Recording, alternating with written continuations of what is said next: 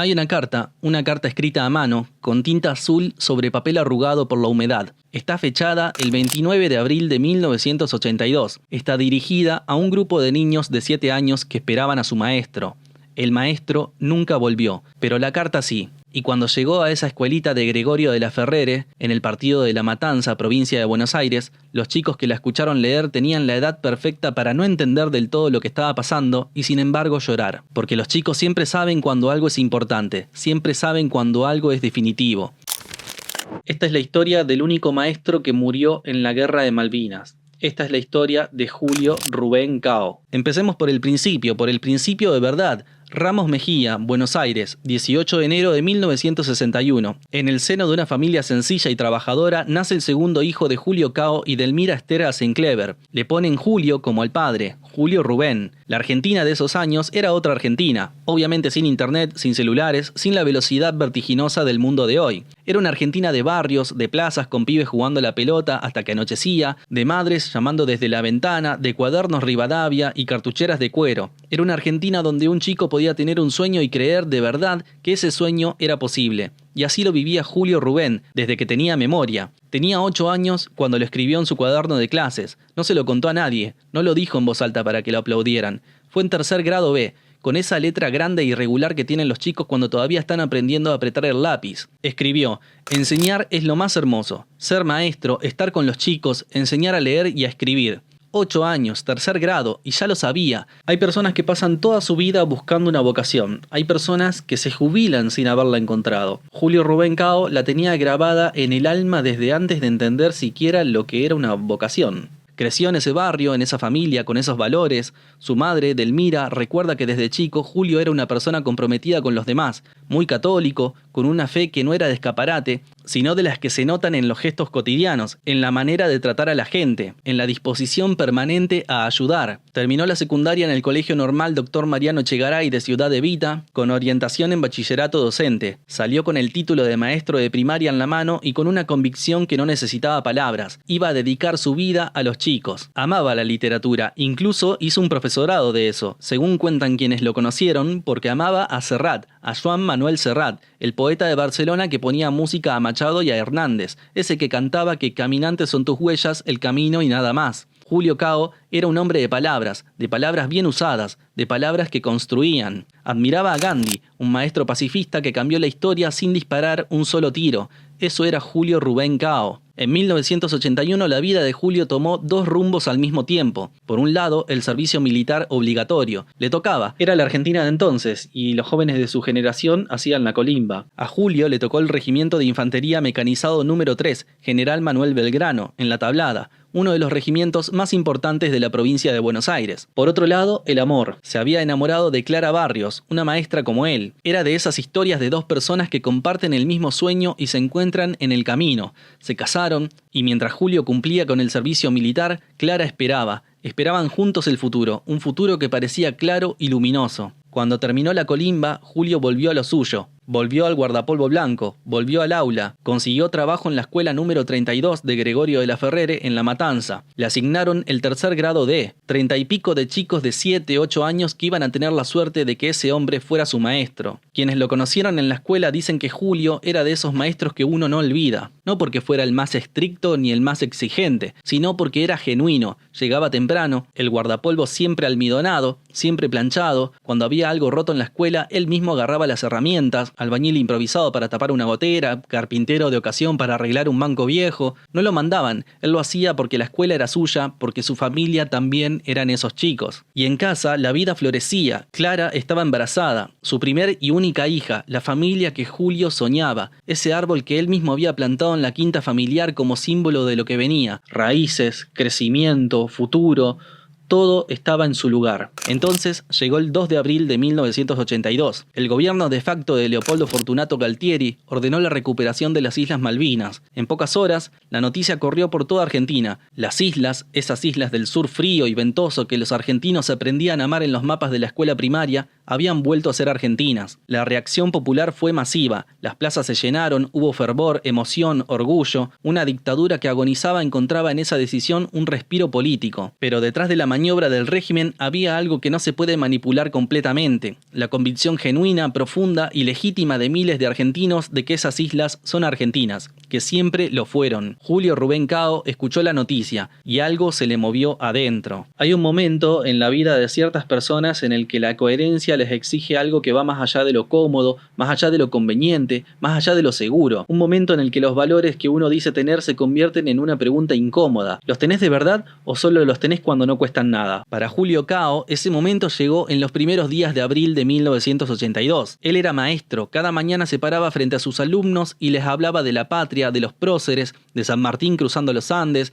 de Belgrano creando la bandera, de hombres y mujeres que lo dieron todo por algo más grande que ellos mismos. Él les hablaba de eso, él les enseñaba eso, y ahora la patria necesitaba algo de él. ¿Con qué cara me voy a parar frente a mis alumnos a hablar de San Martín y de Belgrano?, pensó. ¿Cómo les voy a enseñar lo que es el valor si ahora me escondo debajo de la cama? No era un pensamiento abstracto, era una pregunta concreta, personal, que le quemaba por dentro. Julio Cao no era un militar de carrera, no era un guerrero, era un maestro pacifista que admiraba a Gandhi, que amaba la literatura, que plantaba árboles y arreglaba bancos de la escuela, pero era, por sobre todas las cosas, un hombre coherente, y la coherencia le exigía ir. El 12 de abril de 1982, 10 días después de la recuperación de las islas, Julio Rubén Cao se presentó como voluntario en el Regimiento de Infantería Mecanizado número 3 de La Tablada, la misma unidad donde había hecho la colimba el año anterior. Firmó los papeles, se puso el uniforme y antes de partir fue a ver a su madre. Delmira lo miró, sabía lo que iba a decirle. Las madres siempre saben. Como maestro y como ser humano con valores no puedo dejar de ir, le dijo Julio.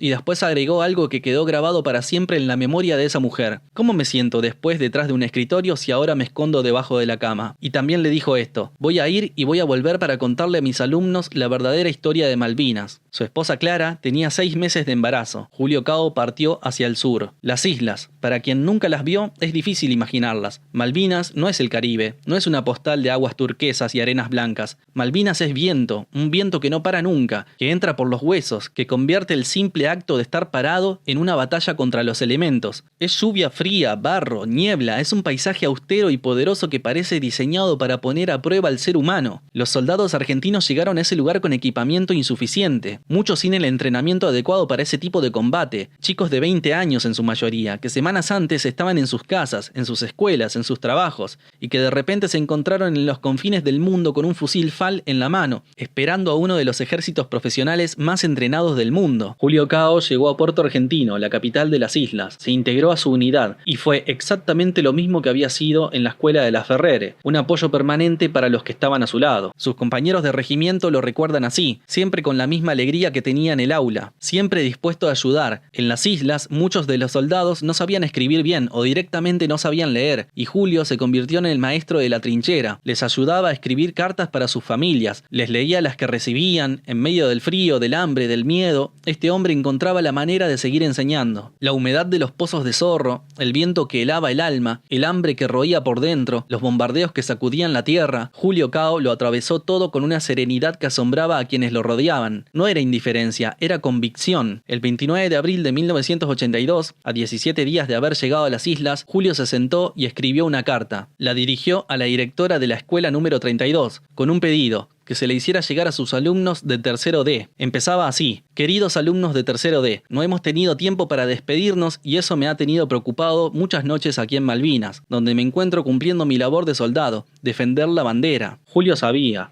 Había partido tan de repente que no había podido explicarle nada a sus chicos. No había podido decirles a dónde iba, por qué se iba y cuándo volvía, y eso lo preocupaba, no el combate, no el frío, no los misiles que silbaban en el cielo del sur. Lo que lo mantenía despierto de noche era no haberse podido despedir de sus alumnos. La carta continuaba con una imagen hermosa y dolorosa al mismo tiempo. Espero que ustedes no se preocupen mucho por mí, porque muy pronto vamos a estar juntos nuevamente, y vamos a cerrar los ojos y nos vamos a subir a nuestro inmenso cóndor, y le vamos a decir que nos lleve a todos al país de los cuentos, que como ustedes saben queda muy cerca de las Malvinas. y ahora como el maestro conoce muy bien las islas, no nos vamos a perder. Un maestro, escribiendo en una zona de guerra, que encuentra la manera de hablarle a sus alumnos de 7 años en su idioma. El país de los cuentos, el cóndor que los llevaría, el maestro que conoce las islas y que nunca los dejará perderse, y después la parte que rompe el corazón. Chicos, quiero que sepan que a la noche cuando me acuesto cierro los ojos y veo cada una de sus caritas riendo y jugando. Cuando me duermo sueño que estoy con ustedes. Quiero que se pongan muy contentos porque su maestro es un soldado que los quiere y los extraña. Ahora solo le pido a Dios volver pronto con ustedes. Solo le pedía eso a Dios, volver. Era lo único que pidió. Fue lo único que no pudo lograr. La carta también tenía una parte para los adultos, para la directora, para sus colegas. Julio contaba cómo eran las mañanas en las islas con un humor que duele leer. Escribía que el desayuno era una especie de mate cocido mezclado con cal de albañil y un poco de cemento, sin azúcar, que extrañaba el mate de las 13 horas con la señora Alicia, la cocinera de la escuela, que mandaba saludos a todos y cada uno de sus compañeros docentes, mencionados por nombre. Hasta en la guerra, Julio Cao era detallista. Hasta en la guerra le importaba cada persona. Las semanas pasaron, el conflicto se intensificó. La flota británica llegó al Atlántico Sur, la superioridad militar del Reino Unido era evidente y brutal. Aviones Sea Harrier contra pilotos argentinos que volaban con aviones menos modernos pero con una valentía descomunal. Fragatas y destructores contra posiciones defensivas improvisadas. Los chicos argentinos en las islas resistieron. Resistieron en condiciones que ningún ejército profesional del mundo hubiera aceptado. Resistieron con hambre, con frío, con equipamiento inadecuado, con una cadena de mandos que en muchos casos los abandonó. Monte Longdon era una elevación de apenas 200 metros sobre el nivel del mar, a unos kilómetros al noroeste de Puerto Argentino, una posición estratégica clave, el lugar donde las tropas argentinas se parapetaron para defender la capital de las islas. La batalla de Monte Longdon comenzó en la madrugada del 11 de junio de 1982 y se extendió durante horas de combate brutal, cuerpo a cuerpo en la oscuridad y el frío del invierno austral. Fue uno de los combates más duros de toda la guerra de Malvinas. Era el regimiento de paracaidistas británicos contra soldados argentinos que defendían cada metro de terreno con todo lo que tenían. Fue una de las batallas más cruentas del conflicto, y en la que Julio Rubén Cao pierde la vida. Dado que la situación era extremadamente caótica, de combate nocturno, explosiones, fuego cruzado y ataques a corta distancia, no hay un único relato detallado minuto a minuto de su caída, pero sí está claro que murió defendiendo su posición en pleno combate. Tenía 21 años, a 3 semanas de cumplir los 22. 4 días después, el 14 de junio de 1982, el general Mario Benjamín Menéndez firmó la rendición argentina. La guerra había terminado. Los soldados volvieron a casa, pero volvieron en silencio. La misma dictadura que los había enviado a combatir no quería hablar de lo que había pasado. Los veteranos fueron recibidos sin honores, sin reconocimiento, sin la atención que necesitaban. Durante años, aquellos hombres que habían dado todo por una causa justa cargaron solo con el peso de lo vivido. Y los muertos quedaron en las islas. Julio Rubén Cao fue enterrado en el cementerio de Darwin, en Malvinas, bajo una cruz blanca, con una placa de mármol negro que decía 6 palabras que resumen toda la injusticia de lo que vino después. Soldado argentino solo conocido por Dios. Eso decía, no su nombre, no su grado, no de dónde era, ni a quién amaba, ni qué había soñado desde los 8 años. Solo eso, soldado argentino solo conocido por Dios. Durante 36 años nadie supo con certeza dónde estaba Julio Cao. Su madre Delmira supo. Delmira siempre supo, con esa certeza que no necesita papeles ni confirmaciones oficiales. Esa certeza que tienen únicamente las madres, que es imposible de explicar. Delmira supo que su hijo estaba allá, en esas islas frías, bajo esa tierra del sur. Y durante 36 años lo esperó con la dignidad absoluta de las madres argentinas que no se rinden. Su hija Julia, que todavía no había nacido cuando Julio se fue a la guerra, viajó a Malvinas cuando tenía 9 años. Fue con su abuela Delmira. Recorrieron el cementerio de Darwin entre las cruces blancas hasta que encontraron una tumba y la adoptaron. Le dejaron una flor, le dejaron lágrimas, le dejaron el amor de toda una familia que nunca había podido despedirse. Julia María Cao nació el 28 de agosto de 1982, un mes y 16 días después de la rendición. Nunca conoció a su padre. Creció con las cartas que él escribió, con las historias que contaban su abuela y su madre, con el orgullo enorme y el dolor inmenso de ser la hija de ese hombre. En 2018, el equipo argentino de antropología forense completó la identificación del soldado número 92 en el cementerio de Darwin.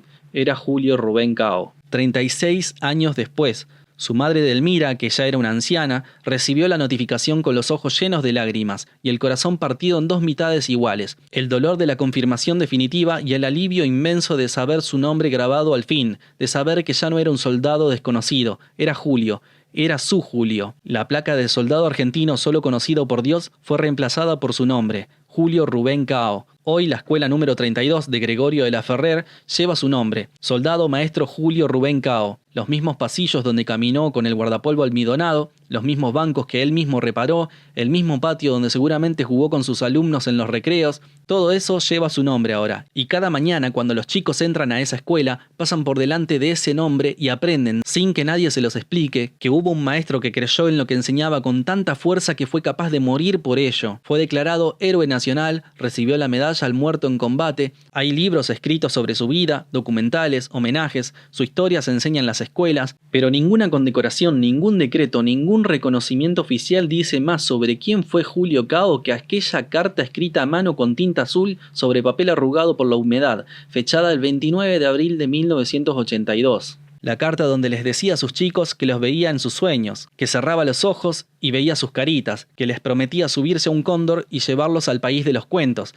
que solo le pedía a Dios volver pronto. Un maestro que fue a la guerra no para matar, sino para ser coherente, para que las palabras que decía en el aula tuvieran el mismo peso que sus actos fuera de ella, para poder pararse frente a sus alumnos y hablarles de San Martín y de Belgrano mirándolos a los ojos, para no esconderse debajo de la cama. Como todos los 2 de abril, los argentinos recordamos el día en que este país decidió recuperar lo que siempre fue nuestro. Es un día de orgullo y de dolor al mismo tiempo. Un día de cruces blancas en un cementerio del sur y de madres que esperaron décadas para saber el nombre de la placa. Un día de 649 historias, 649 vidas, 649 personas que no volvieron. Y entre esas 649 historias hay una que tiene algo diferente, algo que nos habla directamente a los que estamos acá, a los que aprendemos, a los que enseñamos, a los que alguna vez tuvimos un maestro que nos marcó la vida. Julio Rubén Cao no fue a Malvinas porque lo obligaron, fue porque eligió ser hasta el final lo que siempre había querido ser, un maestro de verdad, un maestro que enseña no solo con palabras, sino con la vida entera. Y tal vez eso sea lo más difícil que existe. Tal vez eso sea también lo más grande. Julio Rubén Cao, maestro, soldado, héroe, por siempre presente. Quizás en la radio escuches que vamos ganando, perdiendo tantas vidas, ¿quién puede ganar? Madre, si Dios quiere, en junio volveremos. Trata de quedarte tranquila que voy a volver. Volveré, volveré. Quizás con las manos vacías, pero volveré. Volveré.